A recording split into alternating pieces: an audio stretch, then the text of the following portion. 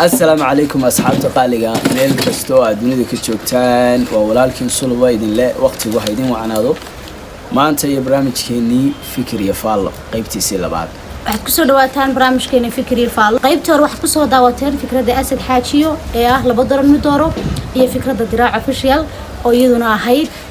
ma jirta hees saameyn ku leh noloshaada qaybta hore waxaa kusoo baxay asad xaajiyo maantana waxaynu eegi doonaa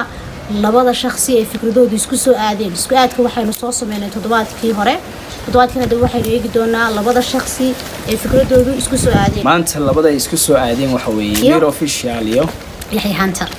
هانتر واتاي سيدaynu sameyn jirnay shakhsiyadooda maynaan qiimeyn jirin laakiin fikradaha ay leeyimaadeen ayaynu qiimeyn jirnay Yaxya Hantar barnaamijkiisa 15 su'aalood ayaynu ku qiimeynaynaa halkaynu munuurka ka qiimeynayno barnaamijka sirta nolosha Yaxya Hantar aynu marka hore ka faaloono barnaamijkiisa 15 su'aalood xilliga uu soo bilaabay shakhsiyadka ka qayb qaatay sidoo kale saameynta bulshada ku leeyahay ama sida ay bulshadu u xiisaynayso barnaamijka 15 su'aalood waxa uu bilaabay barnaamijka qaybtiisii koowaad oo qabtay bishii 8aad 30keedii 2020 qofkii ugu horeeyay ee barnaamijkaasi ka qayb galay waxay ahayd Trisha Baadiyo sidoo kale fiidiyoda uu ka sameeyay waa ilaa 72 muuqaal 740 kamid ah dadka ku soo martay qaaday waxay ahaayeen rag halka 25 ay ahaayeen dumar shakhsiyaadka caanka ah ee barnaamijkaasi ka qayb galay khaasatan kuwada fanaaniinta waxa kamid ah fanaanka weyn ee Dayax Dal Nuurshe ee ka qanciye Maxamed Kadeeri iyo sidoo kale Asad Qarni waa tahay top views xaga ragga ah barnaamijkaasi intii ragga ayda ka qayb galay saddexda qof daawashada badnaa qofka ugu horeeya wax weey arimaheena oo ay daawatay 136 oo qof kalbaad waa Drisle waxa daawatay 221 halka guri barwaaqana yahay qofka saddexaad ee xagga ragga ugu daawashada badnaa barnaamijkaasi 15 su'aal ee uu leeyahay Hantar waxa daawatay isagana 173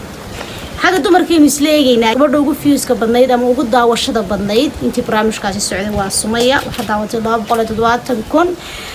rasmi rays fanaanadaasina waxa daawatay 256 halka Raxmi Roos ay daawatay 210 si guud hadaynu u qiimeyno shakhsigii barnaamijkiisa loogu daawashada badnaa ee ka soo qayb galay 15 su'aal waxa uu ahaa si guud qofkii ugu daawashada badnaa intii barnaamijkaasi lagu soo martay qaaday waxay ahayd gabadha la yiraahdo Sumaya waxaan kaga baxnay fikradii Yaxya Hantar ee ahayd 15 su'aal waxaan doonayaa inaan u galo Munir official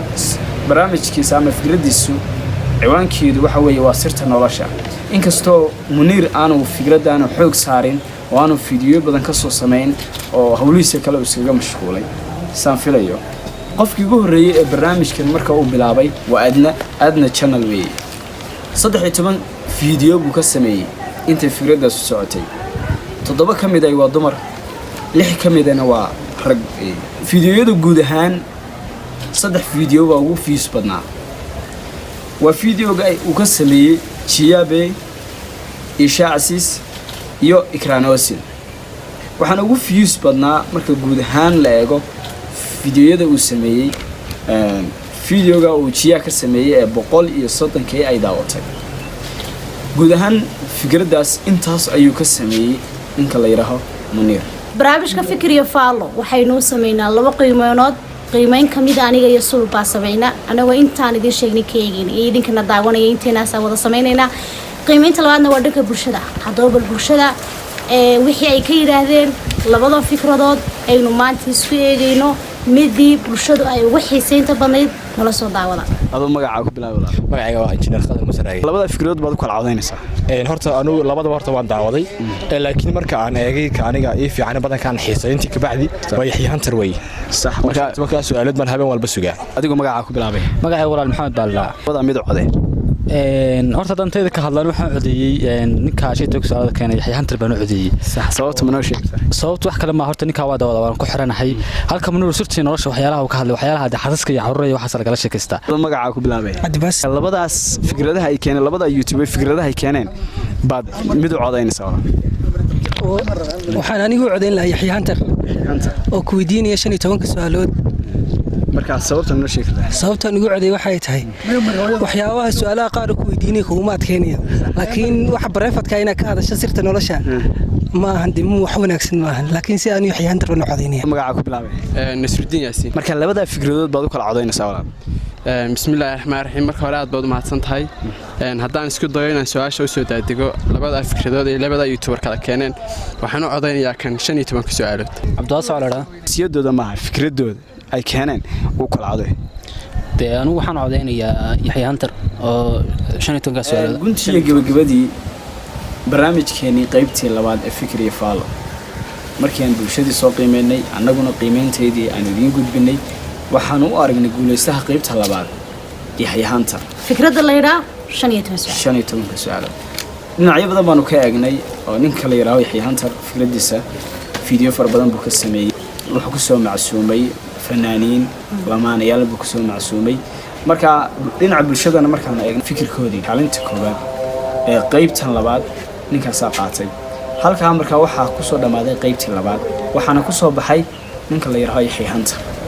qaybtii horena asad xaajiye baa soo baxay barnaamijka qaybteeni labaad halkaas ayuu inoogu egyahay kaalinta koowaadna waxaa ku soo baxay master yaxyahaantar iyo qaybtii hore oo uu ka soo baxay asad xaajiyo iyo finaalka ay fadhido adna channel kadib waxaan samayn doonaa insha allah qaybta saddexaad